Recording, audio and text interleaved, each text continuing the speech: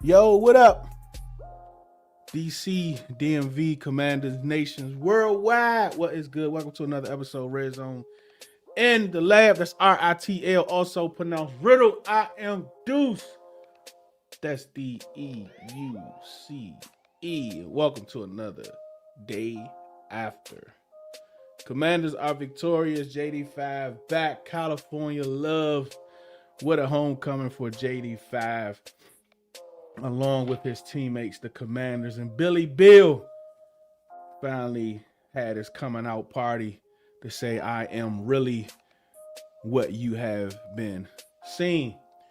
Today, we're going to talk about Dan Quinn's presser day. We're going to look at some numbers from yesterday. Also, Felix is joining us at 9 o'clock to talk more about yesterday's game. And Slim is also in the building. Let's get to it, man. Right after this. I didn't make it true, playing by the rules. I come apart, but never cool. I didn't make it true, playing by the rules. I come apart, but never cool. Man, we've been waiting a long time for this, baby. Red Zone in the Lab. Commanders. It's time. Let's get it, homie.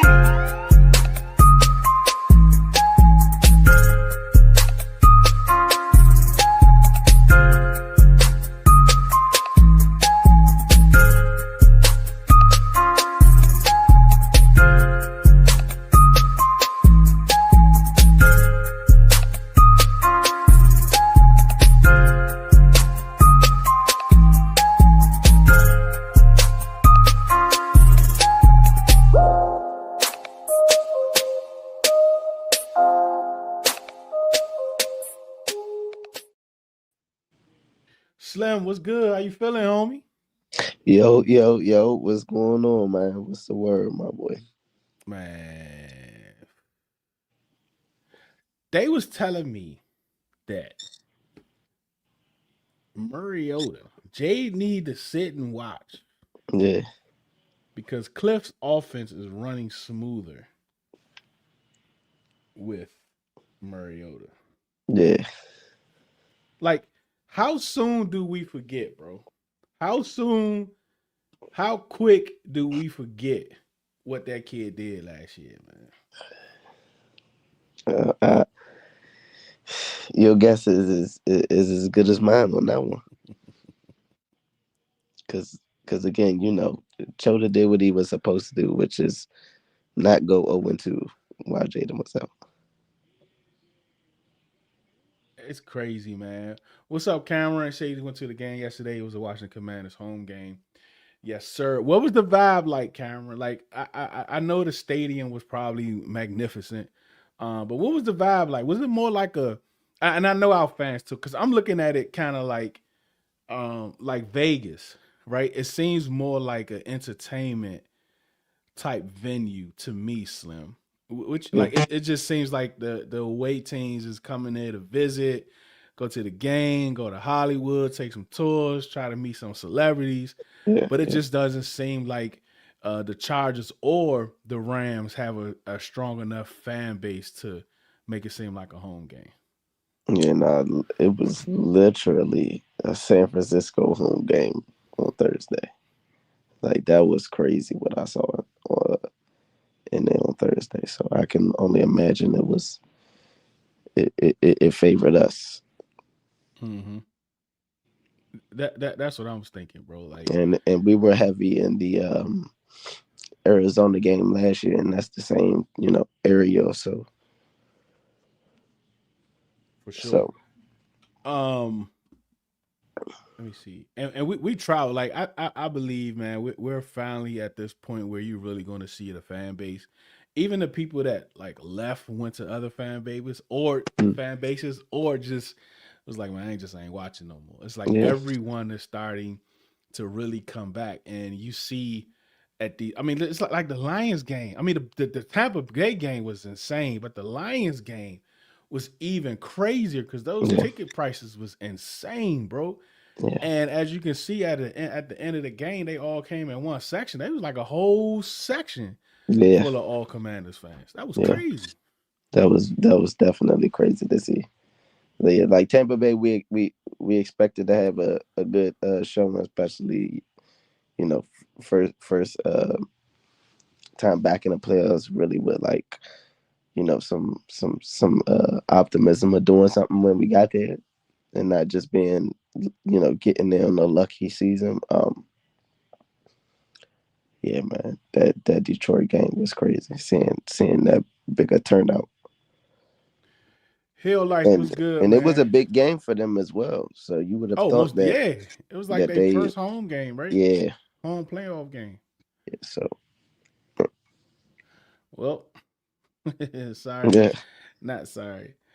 How life was good. How you feeling? Luke can't come up. So like, it's been a thing I've been kind of working with as far as uh like teams, players, or whatever.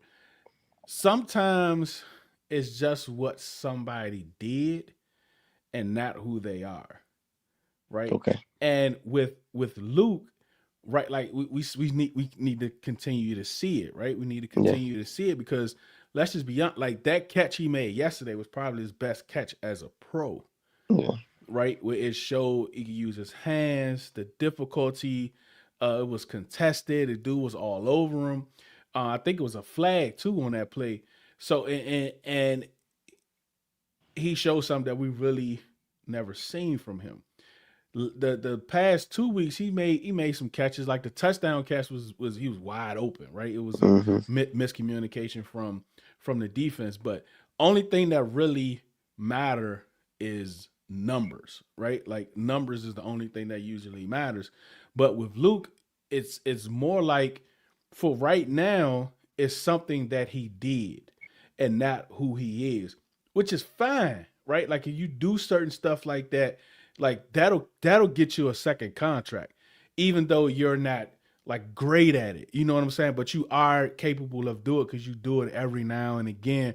But the things that he does, like we know he's a blocker, Mm. right? Like we know he's a good kick return. Like those are the things we can be confident in saying that like this is who he is. But as a wide receiver, I'm just not there yet. It's not like not giving him credit, but like he's just starting to do things and I'm excited about it, right? But we just need to see if this like which part of Luke are we going to get? We're going to get this contested guy falling to the ground 50 yards down the field. Luke, or are we going to get like a wide open Luke off of defensive miscommunication that you can, be sure that he's going to catch the pass and take it upfield?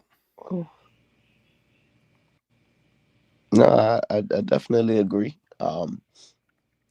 He's definitely uh I say right now he's showing consistent flashes. Like he hasn't, like put together like a game or anything yet, but he's just Mm-hmm. giving us consistent um, you know, the just making the most of his opportunities when they come um on, on offense.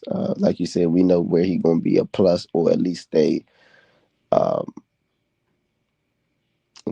a net neutral, like a wash, I would say.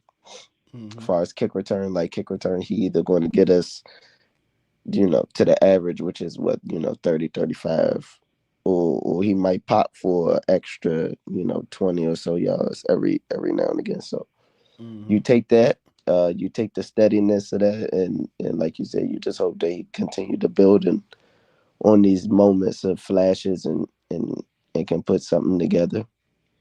Because at Mm-hmm. the end of the day, you're not asking them to be nothing crazy, especially if you got a Jalen Lane still emerging.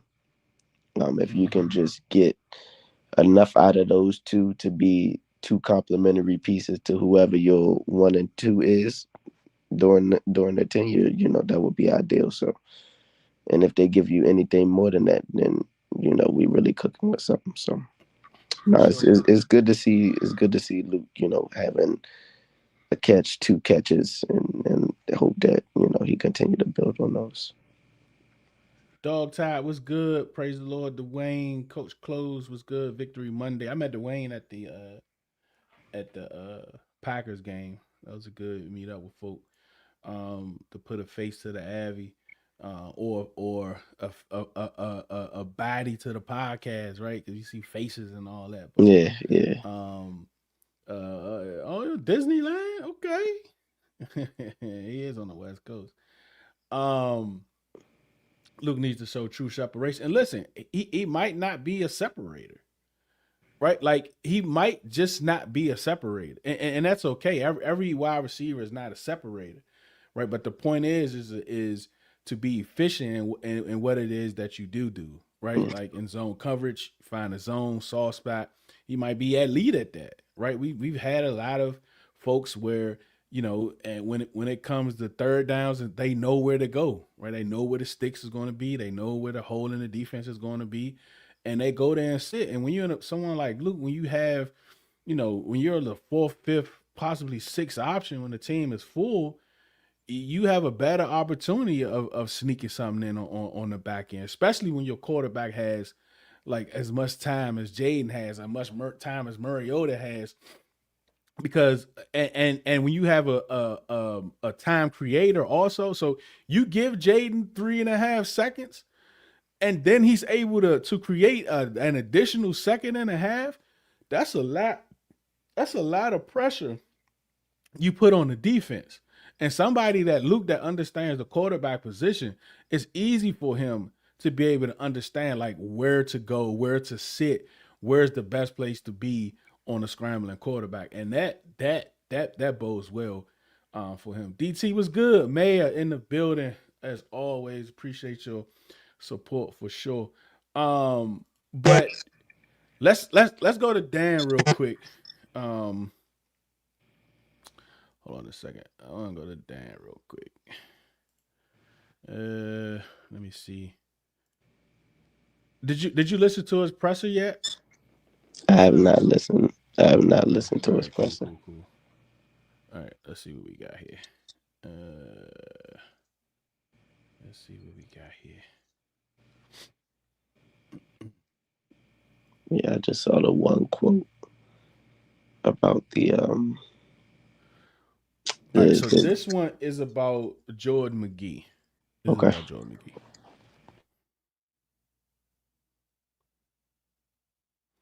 But in this game, we would see some other plays where he'd be playing, in some different packages. He just plays so square behind the ball that's where he's at his best. He can see it, he can tackle, he can accelerate. Thought he did a good job disrupting on the blitz.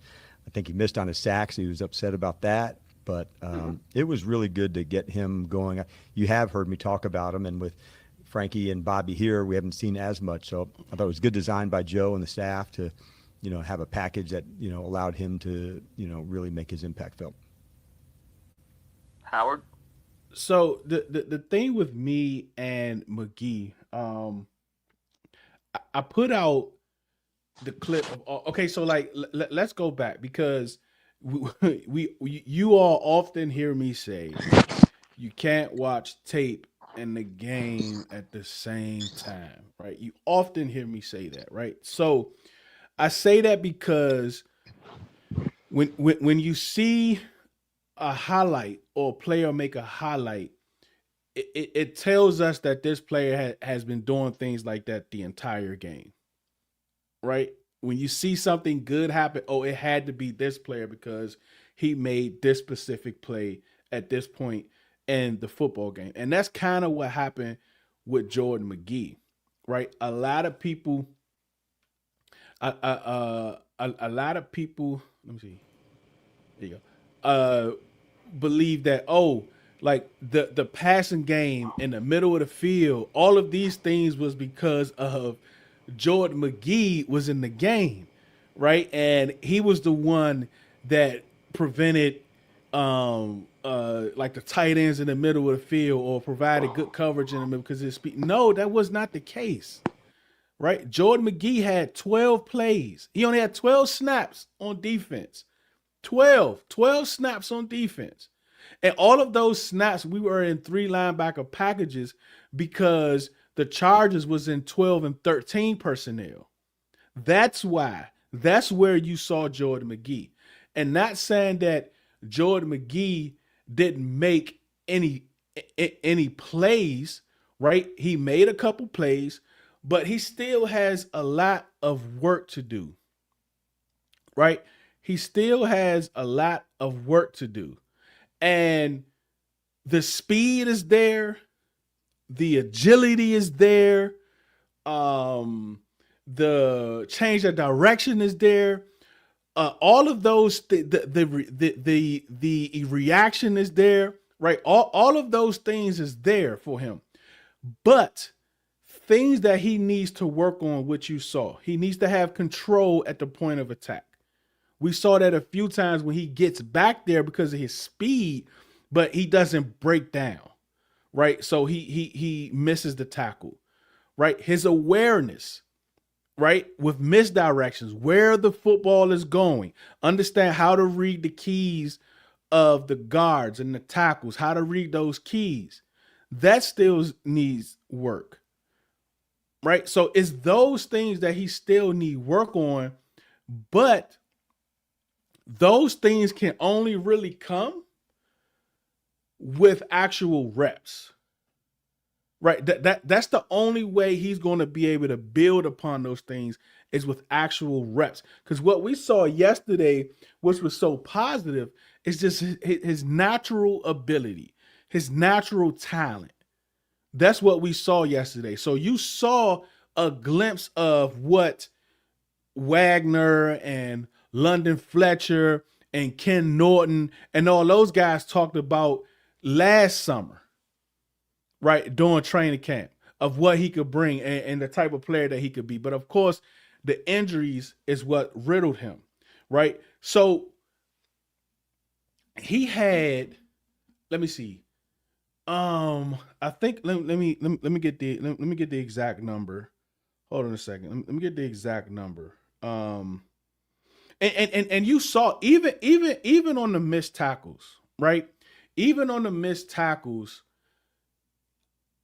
because of that disruption in the backfield, right? Because of that disruption, because he still disrupted the play, right? He allowed his teammates to come behind him and make the play. The running back or the quarterback may have picked up a couple more yards, but it was still a loss because of that disruption. And if he wasn't there, who knows? Those probably could have been positive games or big plays. So even though he missed those tackles, we want him to make those tackles. But you see the talent, you see the disruption that he's able to bring, right? You see all those things, but the important thing is the things that he need to learn on, what we discussed, and that's only going to come with reps, right? It's only going to come with reps. The control, the recognition, the patience, the confidence, all that is going to come with reps. So 2024, he had 15 snaps. 2025, he's had 24 snaps so far, and 12 of those snaps came in week 5. Because usually what's been happening is when the team goes 12 and 13 personnel, we bring in an extra lineman and we go 5-2. But now we're going 4-3, which you can see a difference because that gives him an opportunity to use his skill set at the same time still being able to learn. So what was your first impression of Jordan McGee yesterday, son? What's up, Brandon? How you feeling, man? The only guy that kind of thinking words for is Bill. I the like from what I remember seeing him in the moment, I thought it was good to see him, just be on the field. Again, this is a guy that we've been hearing things about. We always knew he had, just some raw talent at the position, especially more of the modern day skill set of a linebacker that we're looking for. So it was good to see him out there and being utilized. And it just shows that he's getting, back to getting fully acclimated, because, he's been nicked and in and out of the lineup since he's been with us. So it was just good to see him. And when he was out there, he was, making plays and he was flashing. So You know, I like that because I think we're going to need to be able to rely on him a lot more as the season goes. So Yeah, and I think um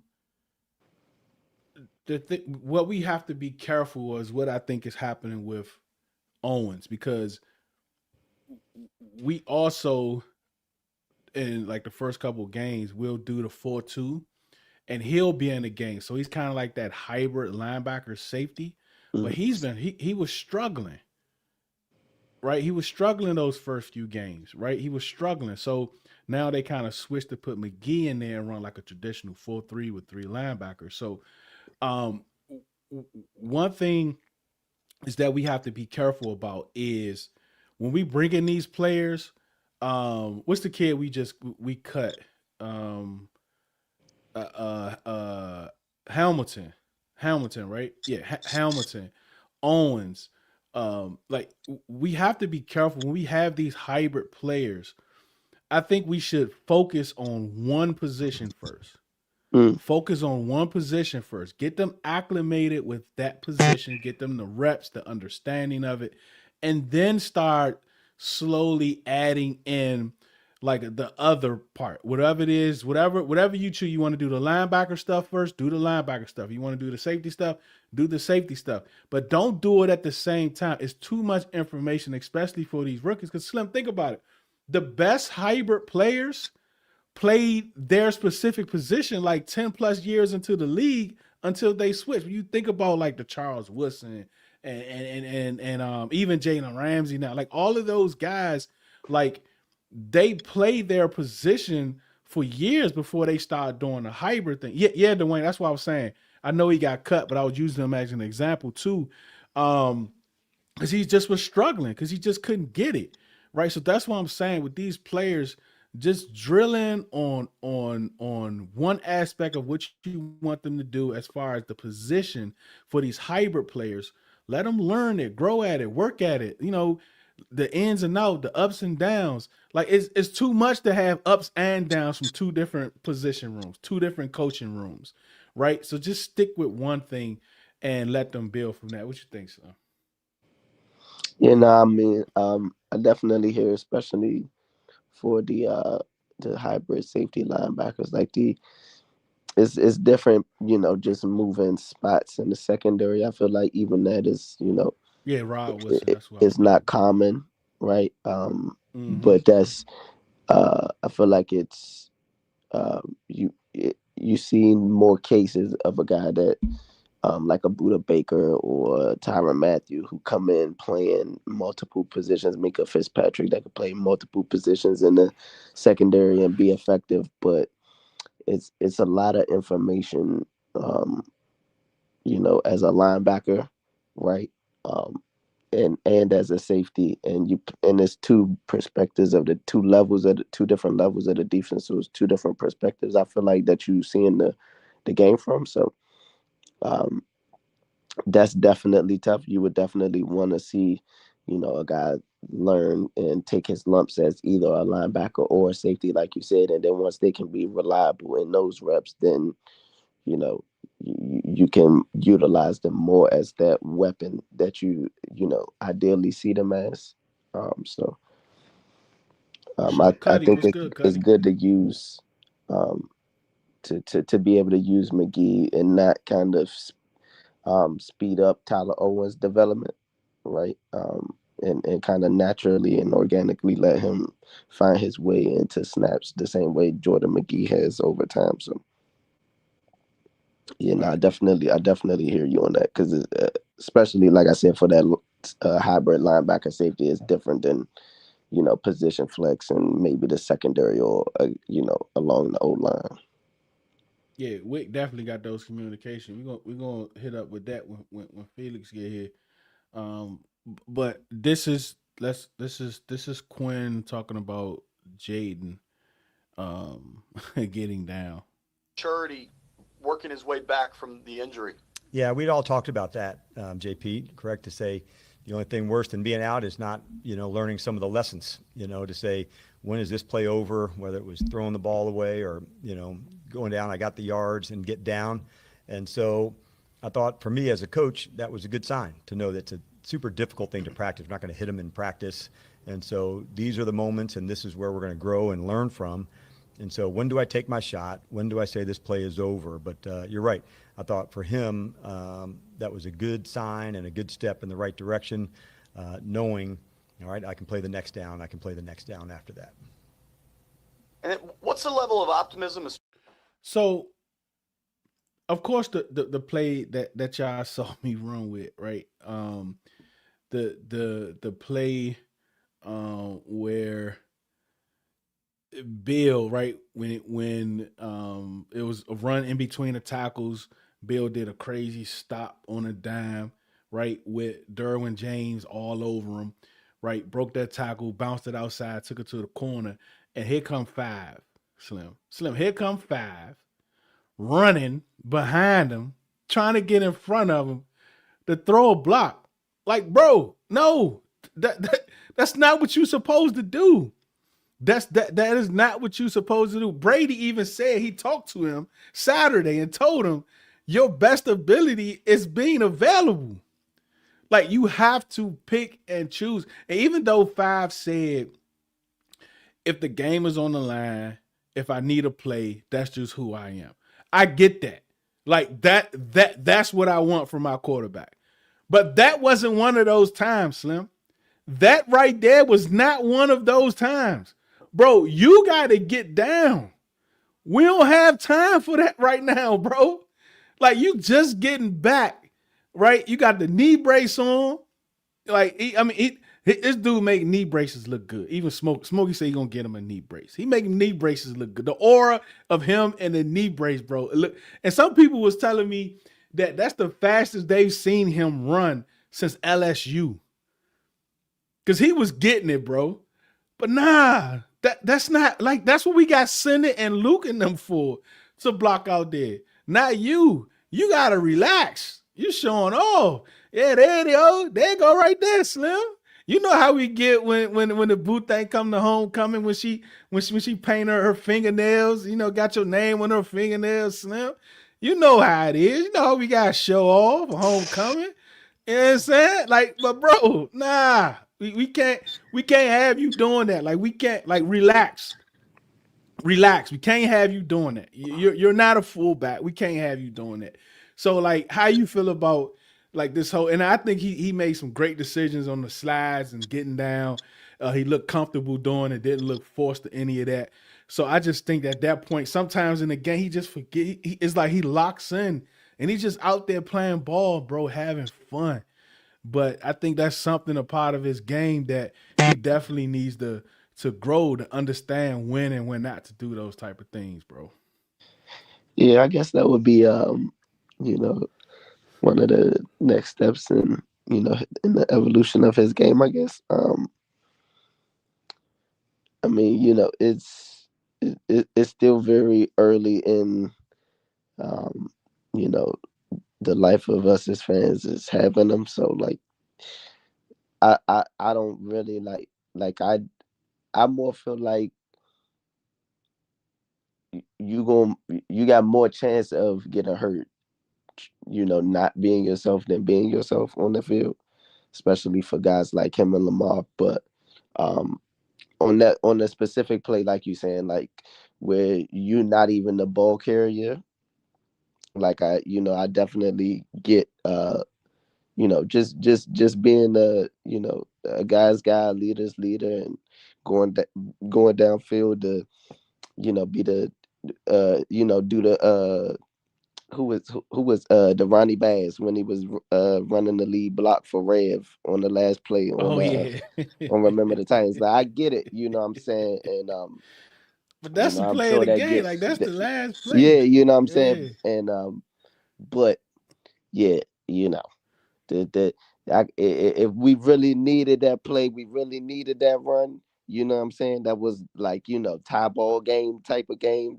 You understand a little bit more, but in hindsight, yeah, that was definitely a little bit more risky than when you hype watching it during the game. But I definitely don't know what type of weightless knee brace that is, because like I said, I thought he would at least Johnny looked bigger the other day. The be brace looked bigger hindered. the other day. I thought he would be hindered wearing it, but he literally looked normal to me. The brace, it looked bigger in Yeah, practice, right? So maybe it was a different brace. I But think bro, maybe I don't think I've ever seen, well, at least not like recently or like that I can really think of off the top of my head. But when the braces, it's still under everything. yeah. Like normally you would just see the big black brace on his leg. Right. Like you could see that he had a brace on, but because it was still under everything, I'm like, okay, cool. And then he was moving regular. Maybe I don't think he would be able to hit his top speed that he would be able to without the brace. I think that's kind of like a science type of thing, but maybe not. Maybe it is, those type of day and ages where it's just there to be more of a precautionary thing just to make sure nothing crazy gets to it while it's getting to full health. So he definitely got chill though. He definitely got chill because again, we ain't just because Chota can come in and do a job for us don't mean that we need to be seeing that every season. We don't need to see him. Nah. Or whoever their Carlito backup will be in the Sherry, future. what's good? How y'all feeling? JD said Deuce and Slim was good. Could you all tell John Bates was back in the lineup? Yeah. I mean, I think he made a catch. Got a good block. I'm just glad he wasn't looking like Robert was in that game. Yeah, man. X was good. He had that composite brace, that design for Alex Smith. Yeah, that joint was good. But you know what? Oh, my man Felix is in the building. Felix was good, man. How you feeling? I'm good. What's up, fam? What's up, fellas? Good. I'm just listening to y'all talking about TC Williams. Like, I don't work at TC Williams, graduated at TC Williams. Like, yeah. shout out to TC. Shout out to TC Williams. TC. Matter of I fact, log on to join. I'm like, hold on, we talking about remember the Saints? Like, fun fact. I worked at Jiffy Lube on South Van Dorn back in the day, and Pete used to come through there all the time. Yeah. Yeah. Well, he passed away. Yeah. Yeah, he used to come through that joint. Yeah. Shout out TC Williams, man. Like, let's get right. That's where we at. What was your first? So let's go back to the brace real quick. So, and when Slim was talking about the brace, Felix, when they came back from the break and they said, "Oh, we gotta did they say a dress change or a malfunction change or something change with Jayden? Let's go to whoever the sideline report." I said, "Bro, I know this dude did not take that brace off, bro. I know he did not take that brace off, but he ended up he changed shoes." Yeah. They wouldn't. If he took that brace off, they would have took him out that game. They would. Security would have walked up on that field and snatched him off the field. There was no way he would have been playing without the brace. But everybody panicked. Everybody has trauma. I was there in 2012. I saw it. I saw the brace. Well, I saw the brace when he tried to play in Cleveland a couple weeks before that. And it was like, yeah, he shouldn't be walking. And that whole situation. And nobody took care of themselves there. Everybody has the blame for that. But they weren't going to let Jayden do that. And everybody saw, I think, that first drive when they called that read option, which I wouldn't have called it ever. Yeah. But you saw the first time he climbed the pocket that he had that burst. Mm-hmm. And if he had that burst, you could tell he could protect himself. And that's all you needed to see. Yeah. And I think once everybody saw that, you were like, oh, he's fine. He'll do what he needs to do. And then, like y'all were saying, he slid a little bit more. He really only ran if necessary. Like he was so in control that it was like, I got this. All right, let me jog out of bounds. And I think that's the more frustrating thing as a defender. Like, you've done all this work to try to get to him, and he's kind of just toying with you. Like, it's very. I think I saw this on X. Somebody was talking about he's diabolical because he's smiling the whole time. Yeah, He's messing with you, but he's smiling at you. Like, as a competitor, it makes you matter. Like, you're trying to do something, and he's laughing. Like it's a game to him. So it was good to crazy, see. man. I know people freaked out about the brace. They're like, oh, and you saw those 10-minute clips of practice, and they're just doing light drills, and everybody's like, oh, that joint look bad. That joint look bad. They weren't gonna let him be out there if he wasn't himself. And For sure. I think people need to understand where this regime is versus previous regimes. They ain't gonna let nobody go out there like that. That's why you see him slow walking Terry. That's why you see him slow walk other people, is for reasons like that. Yeah. And that's kind of been Dan Quinn since he's been here. I've noticed whatever your timetable is, it seems like Dan is always on the latter part of it. Like without question, he seems like he's always on the latter part of it. Does that seem kind of, I mean, you been there? And that's kind of what I've said. Like everybody's like, well, Cosby be ready week 1. They said it, but it ain't gonna happen. Like right. I've always said, and you asked me this a month and a half ago, and I told you the Chicago game. Mm-hmm. What are we walking into? Mm-hmm. The Chicago game. And I expect Cosby to play this week, but he's going to err on that side of caution because it's a long haul. Like if you're not at a certain level, if you can't protect yourself or play at the level that you're capable of playing, then you're more likely to get really hurt. Yeah. And so Quinn's gonna always do that. That's why players love playing for him. He's gonna give you that rest day. He's gonna give you what you need. But I mean, if you're going out there, you're going to be out there to play at your level, not to just be a body, not to just be a guy. So that I think people need to kind of relax on those things. When they see people get hurt, you'll be all right. If they're out there, that means they're ready to play. Yeah, for sure. Let's stay right there with the offense. I thought the first drive was horrible. We get 6, but I knew I ain't gonna say I knew like I know the game plan, but I had a feeling he was gonna run Jayden with some type of option or something to test it to see what he's working with, right? To get him miss a couple games, get him acclimated, get hit. I didn't think it was gonna come on second down, right? Like after you got the 6 and then you come past, then it's 3. And I thought like get a couple first downs first, right? But overall, how do you think Cliff has kind of handled this season so far as an offensive coordinator? I thought he called a masterful game yesterday, and I get why he called it on second down. It's kind of to see where he at, but he knew where he was. It's for B, the defense to think about it. Oh crap, he is running, because in their minds they're probably like, he's probably not running. I can pinch down on his running back and his read option, and then he runs. And even if he got a couple yards, it was just the fact that okay, now I have to look, now I have to read the mesh. That's all the running backs are going to need. So I understand the rationale of it. Would I've called it on the second play after the first play went? Maybe, maybe not. But I think that was in the script.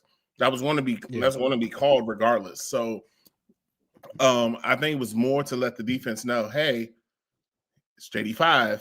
Like, watch yourself.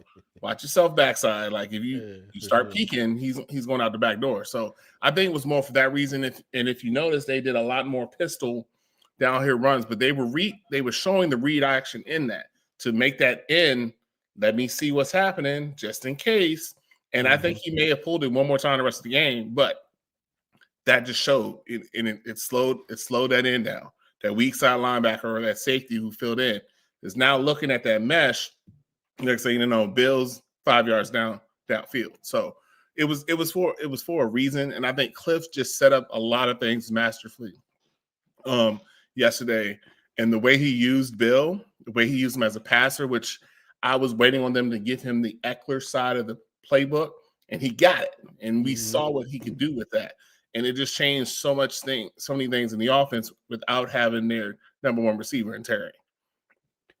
When it comes to Cliff and like the way he's using these running backs and the success that he's having, like we know play callers, offense, defensive side, they can be like very like arrogant, they can be very stubborn and all those different types of things.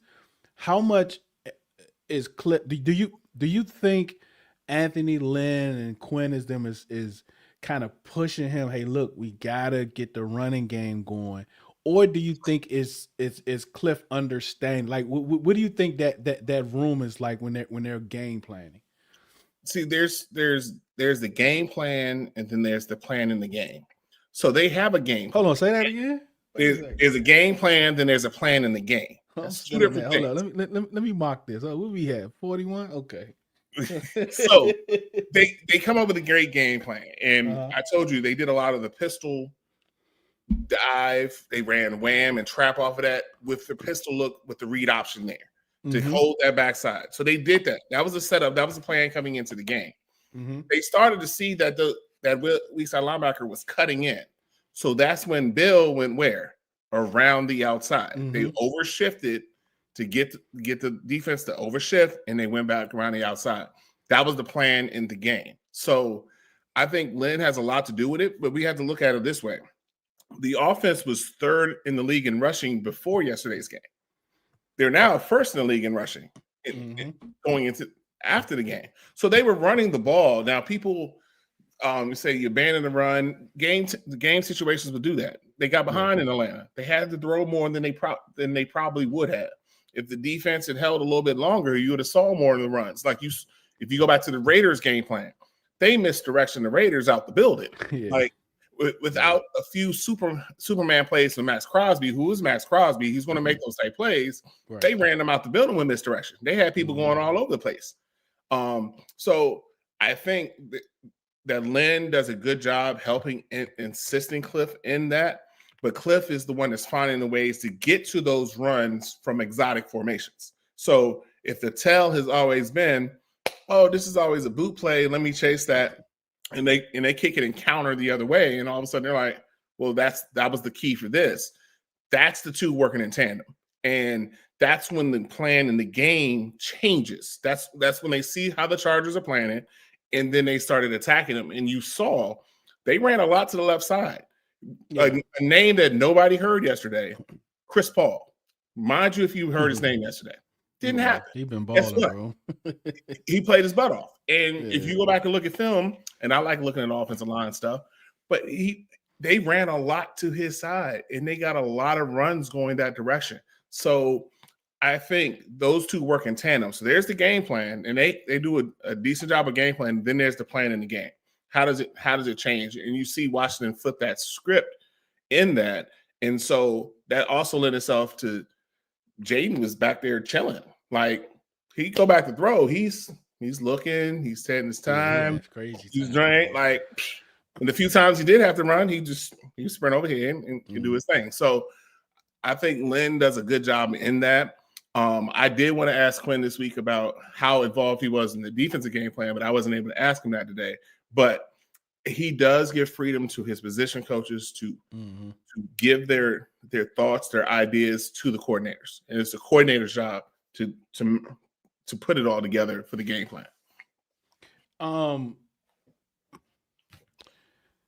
Cliff, it's a play that I've only seen twice. I seen it against the Raiders, I believe, and I seen it yesterday. And usually, like we know they do the muddle huddles, right, where they subbing in, but they're still like at the line of scrimmage. But this play comes and it's a hurry up. When I saw it against the Raiders, Debo went straight to the Wildcat and he direct snap. Yesterday, Jayden went straight to it, but he shifted out, and then Bill stepped up, and then Debo kind of did like a jet. But Bill took it straight in between the tackles, got apart. Bro, I am watching that play very closely as the season progresses because he's doing it every other week, and every week is something different when he does it.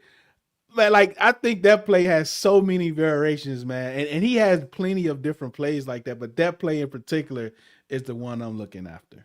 Yeah, because it a motion and then Bill to the snap, and Jayden went to pistol. He went to running back pistol, and Debo was offset to the right.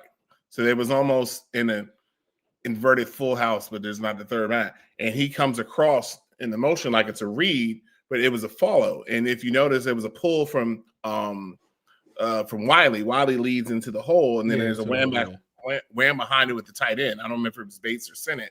But there's Sennett, because Sennett came on a pull with Sennett. Yeah. Because if you notice, going back the other way, Jayden and Debo were going the other way. Like it could have been a sprint option. So they actually did run sprint option They later in did. the Yep. game. They did. So, Yep. They did. so those are just things that slow people down. They're trying to slow that reaction time down.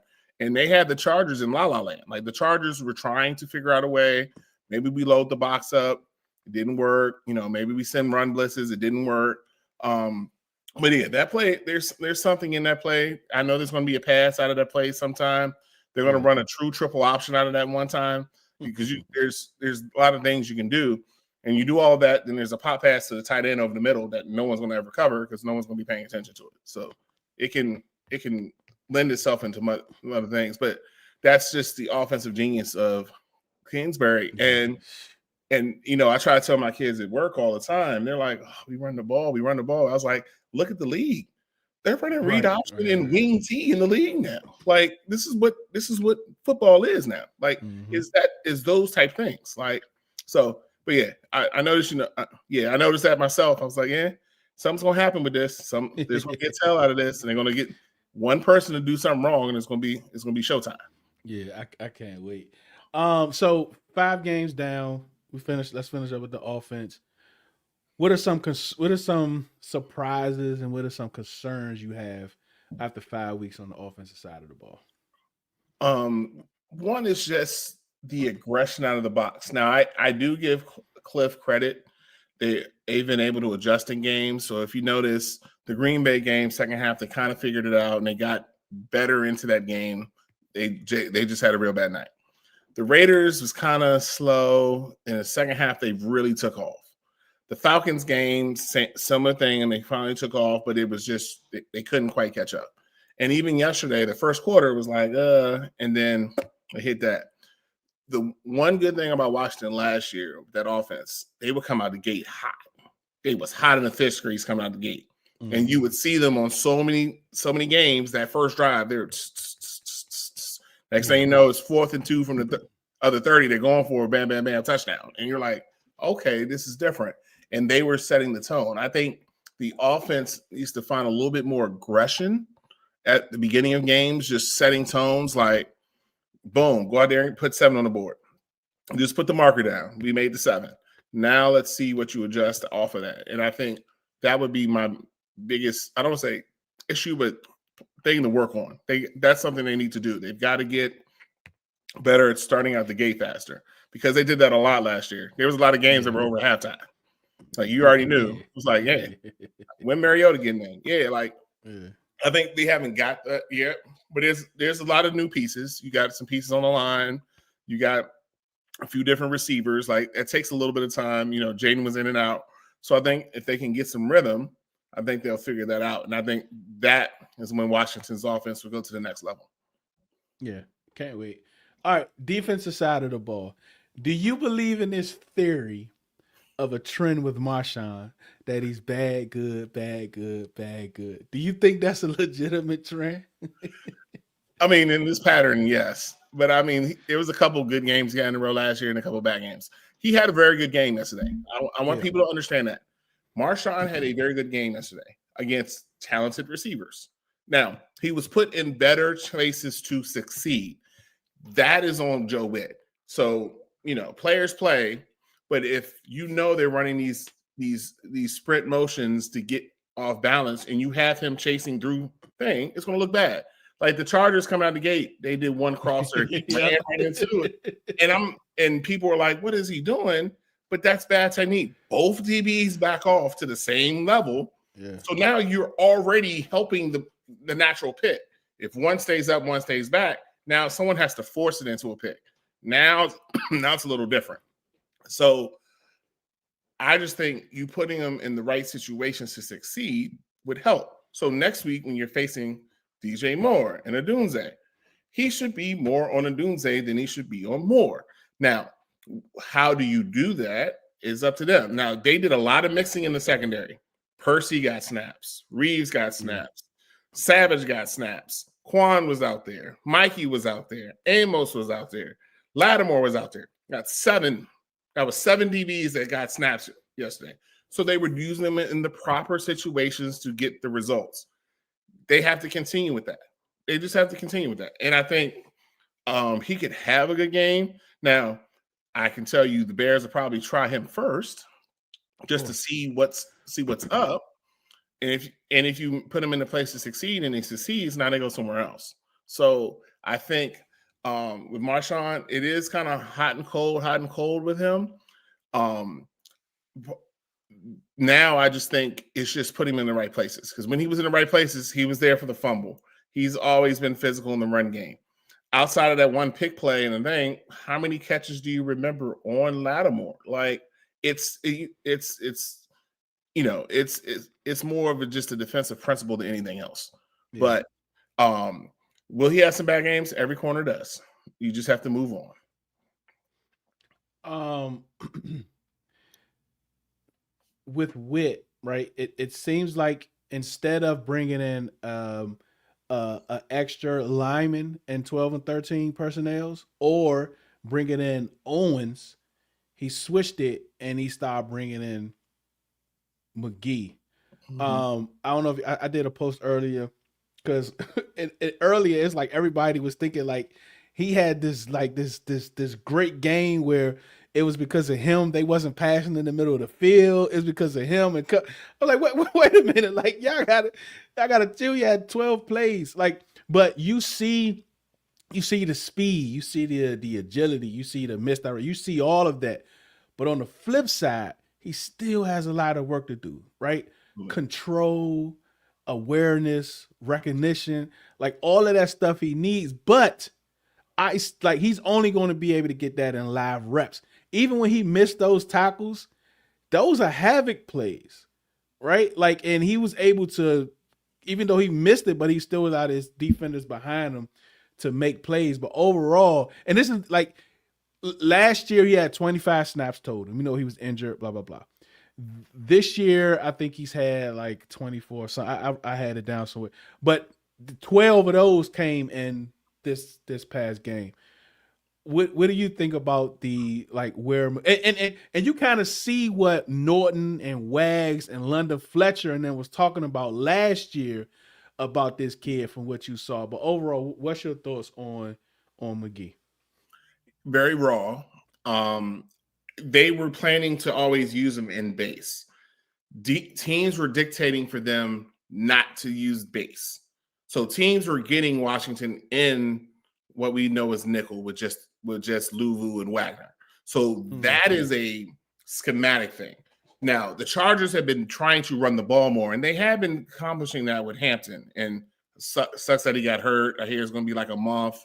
It sucks for him. But the Chargers had converted to more of that power game. So now you saw more of McGee. So McGee has a lot of natural instinct. Like I saw someone break down a play where he made one of the goal line plays. The play was really made by Kinlaw, but right. McGee filled his gap. And I forget if it was Luvu or somebody who set a great edge and just jammed that outside. So he made the play that was presented in front of him. Now, he still has a lot to learn in like defenses and zone and coverage. It's going to take a while. Now, the NFL, unfortunately, is not a learn while you work league. Like you have to produce now. Yeah. So if you noticed, and this is a whole thing with the linebackers, they used the linebackers better this week. Bobby Wagner was doing more of what? Rushing the passer. Yep. Setting the pocket, spying. That's what Bobby Wagner should be doing right now. Yep. He should not be going out covering running backs on routes. Luvu did what? Come off the edge. Yeah. He did a lot of that. And even on that fourth down, I think the play that Hampton actually got hurt where they kind of ran into each other. Yeah. That is him flying to the flat.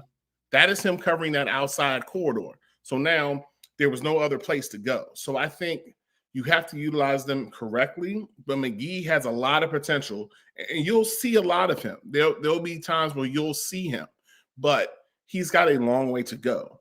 And his 12 snaps, while he played 12 good snaps, wasn't the real reason that the defense played so well yesterday. It was more the defensive line setting pressure. They really, really hit Herbert. Like I think Joe Witt just finally, whatever game plan he had, F it, go hit him. Like, I had a D coordinator once say that one time, dump all the cement, hit the guy. And they just started hitting him. And everything that they tried to do after that point was a wash because Washington was just getting home, your turn. And so in those type of moments, McGee is just allowed to fly around and be an athlete. And that's that's definitely what he is right now. But he's raw, but he's going to be there. So it's a twofold thing. He got some snaps because of the way the Chargers played, and B, he was utilized correctly. And I think that goes for pretty much everybody on this defense. You have to put them in the right place to succeed. That's the coach's job. And I think Joe Wood did a good job of that yesterday. Yeah, I agree. So far, who's your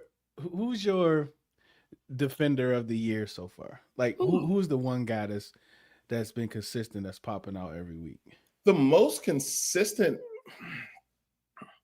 I would say Kinlaw. Yeah, man. And everybody gave me grief, and I was like, yeah, Kinlaw's a good signing. He's going to solidify the run defense. And people kind of looked at me like I was crazy. He was terrible in New York. Most people are terrible in New York. Yeah, he didn't do so good in San Fran. I know it happens, but his impact has not always been with sacks. It's not always with tackle losses. There are times he's just up the field, and it's like, oh crap! Now I have to move over here because this guy's over here, and the next thing you know, Wagner's right there, or next thing you know, Payne's right there, or he's flushed him towards Dorrance, who's having an amazing season. Yeah, for sure. And so I think Kinlaw has done what they needed him to do because A, the staff believes in him, and B, he sees it as a second chance. Coming home, you can see how much it means to him. He's probably one of the quietest players I've ever interviewed. He talks so quietly, but you feel him walk into a room. Like, it's like, oh, yeah, different. But he set a tone that the defensive line is kind of following. And I said this earlier on another show that Deron Payne is the most talented defensive lineman they have. Kinlaw's the leader. Yeah. Kinlaw kind of goes, and then everybody else follows. And that's fine. That, Payne doesn't – not everybody's a leader. That's great. But he's brought the group together like, yo, this is what we doing. We dominating. Who's coming with me? And they follow.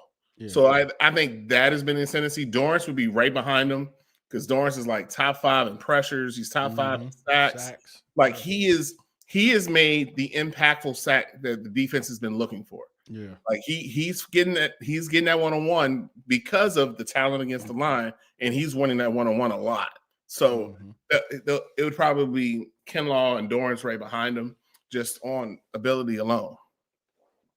And that's the thing with Kinlaw, because there was a play yesterday where he was being doubled, right? And Bobby was they wasn't able to release to the linebacker because he's so massive, right? And he squeezed through him. So Bobby was able to get in behind him and make a no-gain stop. And those are some of the things that we didn't see and we have not been seeing, is that when they get these doubles, they able to release to the linebacker, and then look, there's nobody there. But with him, like, I know Bobby and them guys is happy. I mean, when you all ask Payne about Kinlaw, he lights up, bro. Yeah, he lights up. And that when I asked Payne that first week of camp, he's like, first thing he said, he's big. The second thing is he's a baller, and like it allows Payne, because if he's in the one shade, I've got to double Kinlaw. Now Payne's one-on-one with a guard. Payne lights up. That's why we've seen a very aggressive Deron Payne because of that. And so it used to be, especially last year against Philly, some of the other things, they would just move the line out of the way. They were too light. As my old coach used to say, you're light and ass. Like, they would just push him out the way. Now Kinlaw's an anchor. He ain't going. So now it's an anchor. So now, Luvu and Wags are not having D linemen pushed in their face or a guard or a center that's got a free run at them. Now they're able to be the aggressors, because there was one run where I think Kinlaw split the double, and the running back was supposed to go to that gap, and he was like, nope, can't go there. He looked back outside. Wagner was standing in the next gap. He tried to go back, and Kinlaw hit him. It was like, well, ain't nowhere to go. So those all work in concert. But those sort of things for that interior has just changed the entire defense, because that was the defense's weakness last year. Everyone says corner, and yep, corner had its problems. But if you can't stop dead middle, I-95, you ain't going to win nothing. And Washington did a lot to cover that up last year until they ran into a team that said, okay, we don't have to worry about that out there. We can go straight downhill. Yeah, and it was over from there for sure. It was lights out. So like we talked about Dorance Armstrong, he's having an incredible year. I think a lot of the signings are having an incredible year. As far as like Goldman, I think he's playing great. You're not gonna see it on the stat sheet, but he's doing what he's supposed to do as a zero tech, right? He's creating opportunities for others. What's your impression on Amos so far this year? Amos he's good. I think he's got levels to get to. But the thing about him, he's a very solid competitor. He's going to keep coming at it. And I think out of the secondary, he's the biggest competitor. He's just not going to get beat. And he will fight a little bit. Like him and Marshawn had the collision play, and somebody asked about it earlier on whose fault that is. It depends on what the defense is called. If you're trying to contain the middle, then it's on the inside guy to communicate. Then if they're trying to contain outside, it's the outside guy. It's more of how the defense is called. I think they were in two high man. So that's why I said they probably should not have been on the same level. There should have been some type of stagger. And maybe a pass off, but that's more, I don't know what the play call at that moment. Washington hasn't done a lot of, Witt doesn't do a lot of in-play pass offs. He likes to do pass offs before the play, and that's where the communication issues were coming in the Falcons game. They did a lot less of that yesterday, and it worked. But that play was very unfortunate. I still think one of them has to get closer to that receiver. Someone has to be closer to it to get through the pick that they should have known was coming, but that's neither here nor there. But Amos, good physicality. He's going to get his interceptions. He makes plays on the ball, and I think that's the biggest thing. He gets his hands on the ball, and that's the way you do it. I'm with you, Ms. Wade. I'm with you, bro.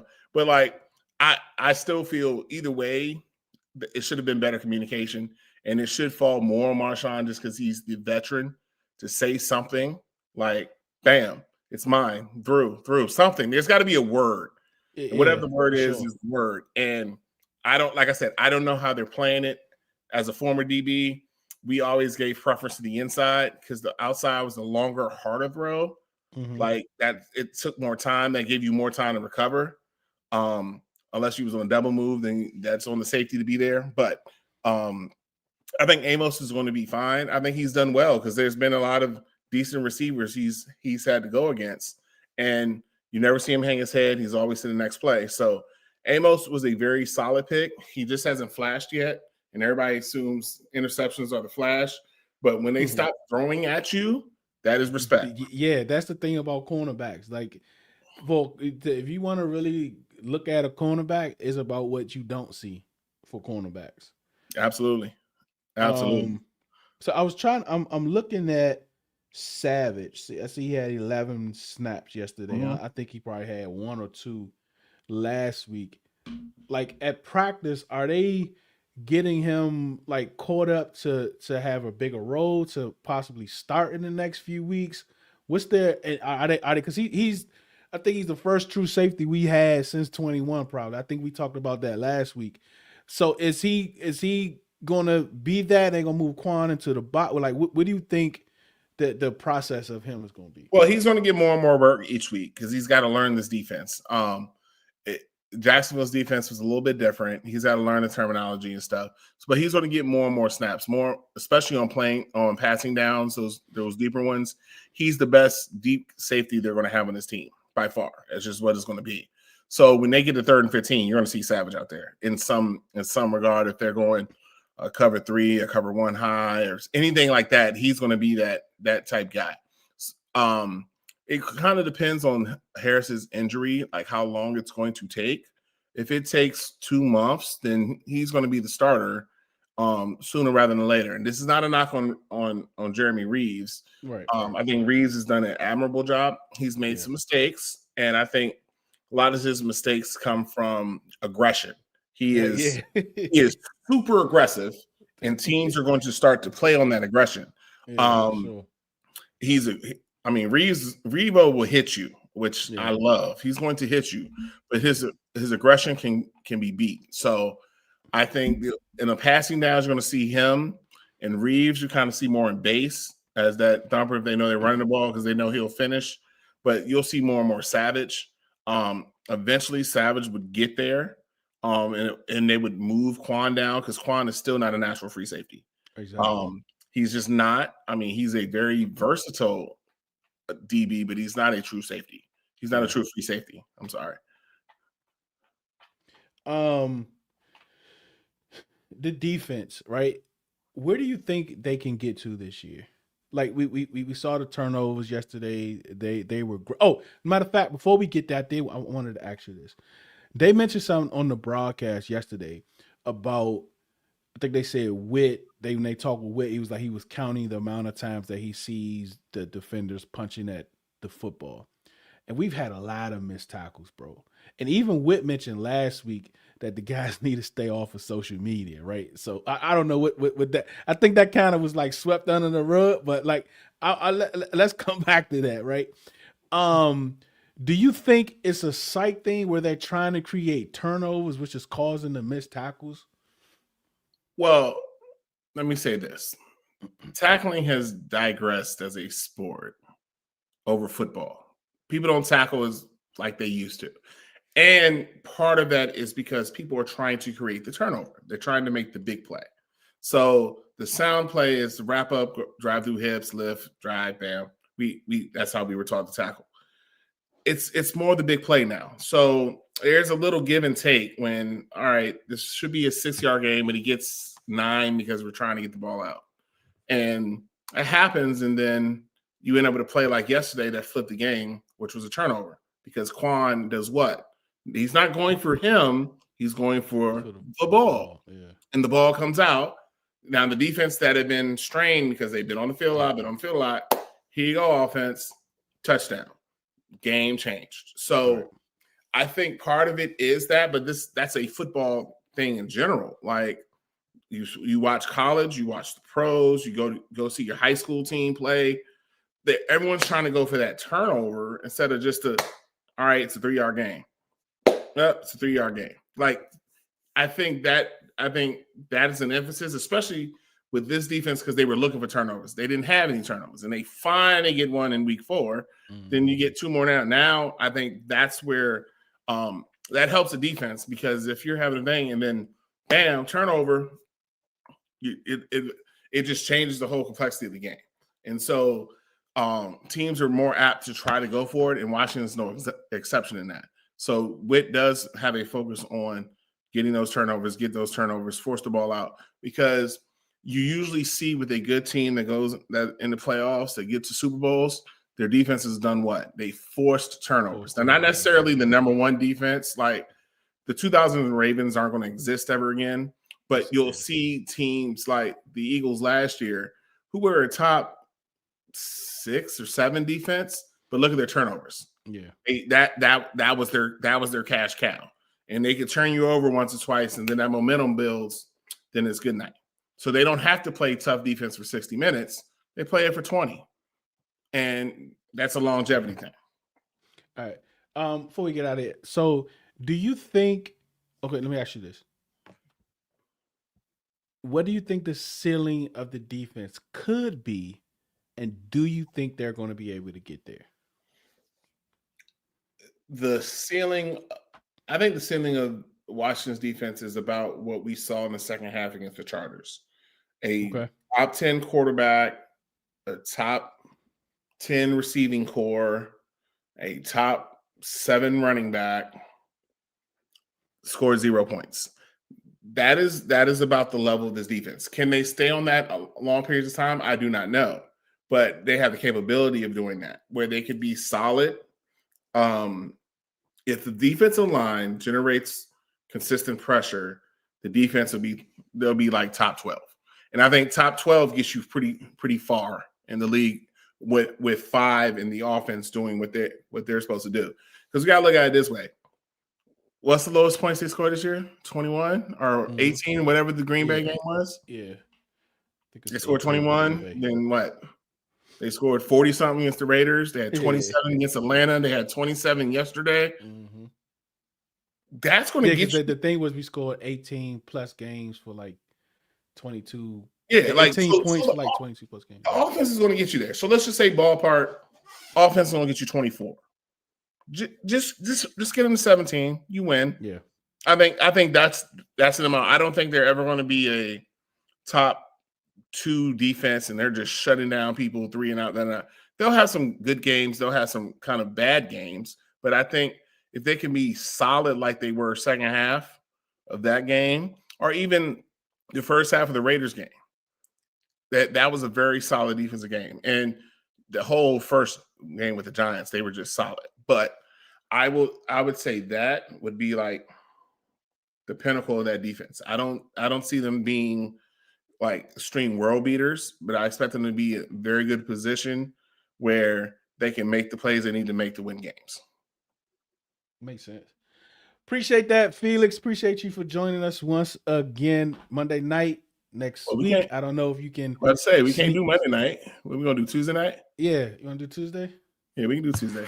All right, we'll look at it. If you can, man, come by the tailgate tomorrow. I'm gonna be there as soon as it open up in the red zone lap. I'll get through there. Yeah. How can I? So, like, can you send me a link or something for the radio station? Yeah, I'll send you all that stuff. I thought I sent it to you last week, but I'll send it to you. Yes, send me a link. So I want to listen. Outside of that, that's it, man. Appreciate you for coming through. What you got for this week? What's their practice schedule this week? You know, they're gonna practice. They're off tomorrow. They're gonna practice Wednesday. They practice Thursday. Then they're gonna do their rest day on Friday. Teams on Mondays sometimes they don't do the Wednesday, and then they do the Thursday as they would do a normal week. Washington has liked to do on Monday nights where they practice Wednesday, they practice Thursday, and then they give them a recovery day Friday. Then they do walkthrough practice Saturday, Sunday, going into Monday night. So that's going to be the schedule this week. So they'll have Friday as kind of a recovery day, but they'll do normal Wednesday because they want to try to keep them in a routine. The Bears will be coming off a bye, so they're going to be a little bit fresher. But they still got an 8-day kind of break. But that's the plan for this week. But they traveled out a day early to LA, and it showed. They looked refreshed. They looked fresh and ready. They looked very fresh. They looked energetic. Like you saw that, especially out of the defense. The defense looked like it had a lot of energy. Yeah, special teams too. They look ready. Yeah, special. That boy Tate Martin was like, "Look, man, I'm trying to get me a spot." Hey, and Quinn will appreciate that, and he wants those type guys. Like, if you remember last year, it was Olamide Zacchaeus. Like, it was just, why is he here? Why is he here? The next thing you know, he's making the tough plays and catches in December and January. That's something that Tate Martin can do because he's going to compete. He's going to find a way, and I think Washington is learning how to compete as the expected winners versus the underdogs. It's a different animal, but I think they're figuring it out. And for sure, it's a problem if they figure it out. I'm gonna let you know that if Five figures it out, because I think the beauty of Five is when he's calm. And I think somebody said in the chat, he's a psychopath. He really is. Like, he really likes this stuff, but then he's really a nice guy, and he's really like his trash talk is different. Like, if he's back there chilling and he's laughing, you're in trouble. And I mean, you're in trouble. And so, but that's the plan for this week. Bears going to come in here. They're mad about last year. They just got to stay the course. Yeah, I think they came off a bye last year too, if I'm not mistaken. Did they? They may have. I have to think on that. It was week 5, week 6 last year too, right? Yeah, it was right around this time. I think it was maybe a week earlier. Maybe it was right in this time, right early October. Yeah, for sure. All right, man. I will get up with you. I'll hit you, and I'll see you on these timeline streets, buddy. All right, brothers. All Hey, right. always pleasure, dog. Y'all have a good one. All right, you too, man. Appreciate it. Yeah, man. Hey, Slim, you still there? Yes, sir. Yes, sir. That was some good stuff, man. But like, I do want to talk to you about, hey, Miss Janet, Tip, appreciate you for coming through. Pop was good, Pop. Shaquille was good. Hey, let's go, Kamang Red KTI. Bill should be our number one running back straight up. He improved. What's up, Unc? What's up, Unc? He thought he was backstage sleeps now.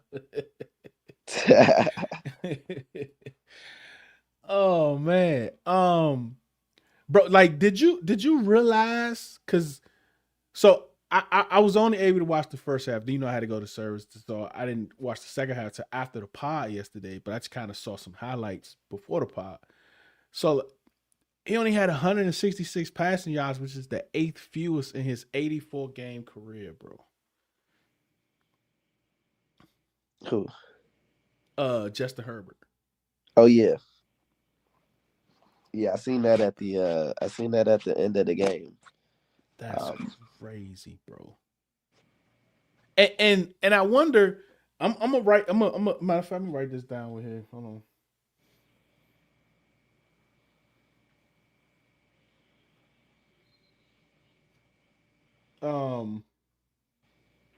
Because he got like 60 yards on the last drive, right? I wanna say he might have. Once Debo scored, I did not watch his drive. I did not watch his drive for sure. Hey man, I feel like he might not have had too much on that last drive, but either way, 166 is a really good showing from the defense. I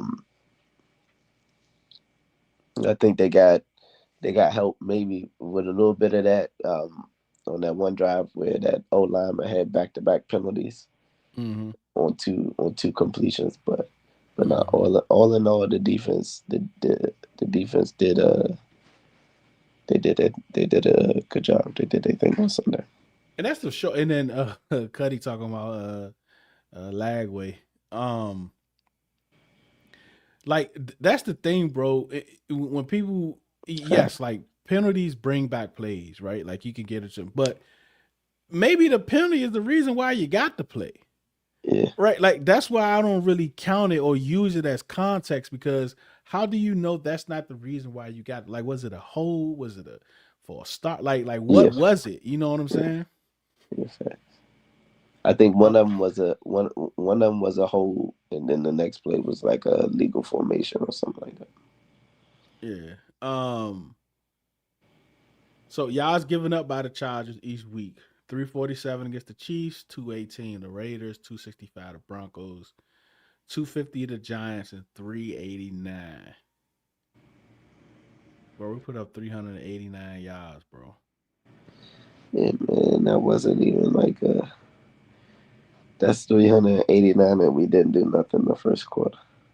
Nope, and it didn't have Terry, Noah, Jayden been out for 3 weeks. Like this offense, I mean, even with Mariota, we putting up 27 points, bro. 400 yards. This offense, man. That's what I'm saying. And Felix said it, like we ain't even been scoring out the gate. Like we've been slow. Yeah, it's been slow. Yeah, for sure. That fumble was a game changer.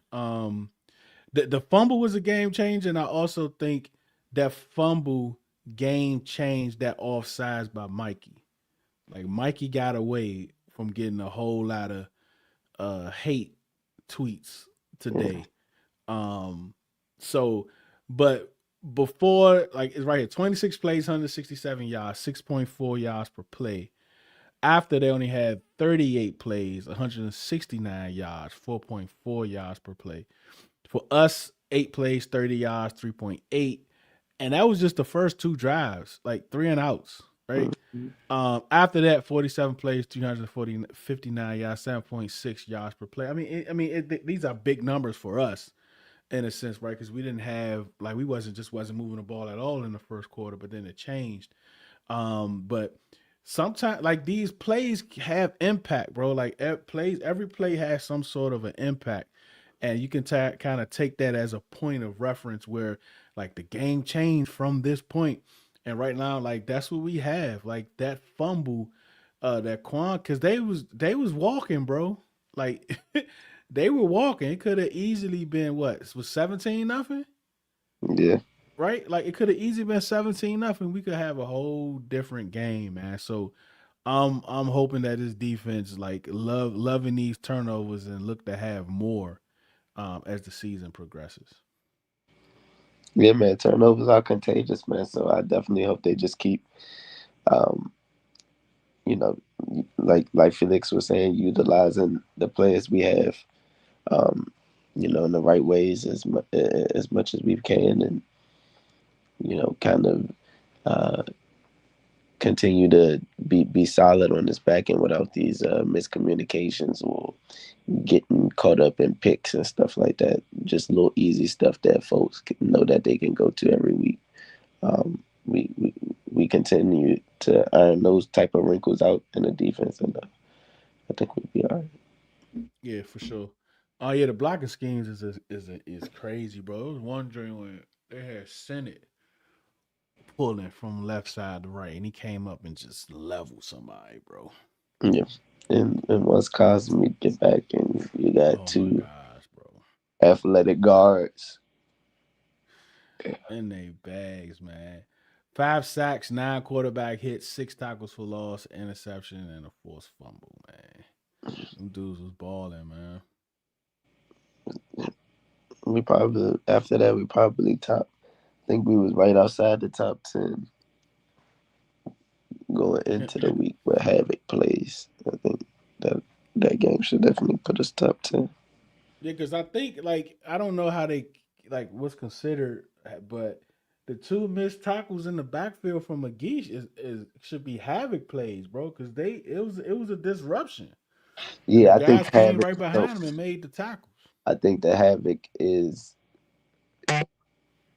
if somebody makes a tackle for loss off of that. So his disruption alone isn't a Havoc play, but if he or somebody else make the tackle for loss, it's a Havoc play. So I think it's tackles for loss, PBUs, um, pressures and sacks, or maybe it's just sacks, and then forced fumbles and any type of turnovers. For sure. Commander Lorian, what's good? How you feeling? Yeah, man, that demon switch, like Slim said, like they contagious. It's like tasting blood, bro. Once you once you do it the first time, you just want more and more and more. But I don't want them to give up sound tackling just to get turnovers, right? Yeah, Like even that Quan play, Quan just came in like how he usually do. But someone who was right there with him, because someone actually had him wrapped up or was tackling Lattimore, him. I think. It was Lattimore, and he came in, with the hit stick. You know what I'm saying? So we got it. That's what we taught, right? First person get there, you wrap. Second person get there, you try to knock the ball out. Like not get there first, knock the ball. You know what I'm saying? So Yeah. that's why I'm thinking that we getting those. Kim, he been gone, Kim. You know what I'm saying? So like, um, we definitely need to keep this up, man. We got to keep putting pressure. And just like Unc was saying, like it was still some communication errors was still there, bro. But the pressure, them getting to the quarterback alleviated it, right? You know what I'm saying? So I'm glad we were able to do that. But there were the communication was much better too, right? Mm. They still got a little ways to go. But Revo, it seemed like Revo is talking a lot, right? Him Mm. and Bobby is talking a lot, especially Revo communicating with Amos. If you kind of notice, just by them pointing and kind of looking at each other like pre-play or whatever. But it's good.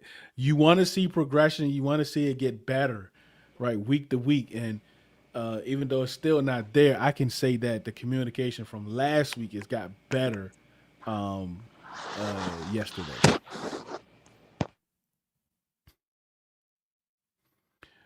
We scored 18 points in the Green Bay game. Like even the Green Bay game, we scored 18 points, bro. And Jayden had 200 yards passing with 2 touchdowns, and they calling that the worst game of his career. Like, let's think about that for a second. That's crazy to me, man. The 10th longest streak in NFL history, which seems kind of like, wow, like just 10th. I mean, I guess I think it'll be like I would thought that record would be more than just 10th as far as for any team, not just our team, but just 18 plus. Man, I thought some team like the Rams. I wonder who those 9 teams are in front of us. I wonder how old that streak goes back. Or 20 to 18 plus points. But we're putting points up on the board, bro. And that's all we can, you know what I'm saying? I didn't even see that. Yeah, like we putting points up on the board, man. Like I was saying, I think you got dropped out, but they calling the Green Bay game his worst game. He had 200 passing yards and 2 tutties. Yeah, but that's just the standard that we're at. You know what I mean? And that just goes to show you, you know, who he really is, man, and what we know he is capable of, and the standard in which we hold him to. Yeah, and he's living up to it, and he's accepting it, and he's just going to continue to get better. Yeah. He's going to continue to get better, bro. I'm excited. I can't wait. Yeah, I think that's about it. So look at that. I give Bill the ball. So I think tomorrow, like we did last week, tomorrow night we're gonna run the tape. So top in touchdown Jags. Oh, what's that score looking like? I heard somebody talking about Diami. What he doing? 14 up. I'm not sure what they're doing. I've just been seeing the score update. Okay. Touchdown Jags. 14-14. 14-14. So we're gonna be looking at some tape tomorrow. So definitely top in is gonna be probably 9:30. So tap into that. We're gonna do it on the webinar series. So if you're part of the community, I'm gonna post it on YouTube because you can post on YouTube. I'm gonna post the link there and post it on Twitter. We're gonna run the webinar, keep it open for folk for the next couple weeks, and then we just going straight to community members. And yeah, at the top of the chat, you should be able to see the community link with the different perks and all that. If you click on that, you can kind of look at it, take a look at the different levels of it. So look at yeah, past your bedtime. That's a good thing. You can catch it in the morning. I appreciate it. All right, dog time. Glad you was able to get back, man. Get back safely. But yeah, what you got, Slim? In the show, what you got, man?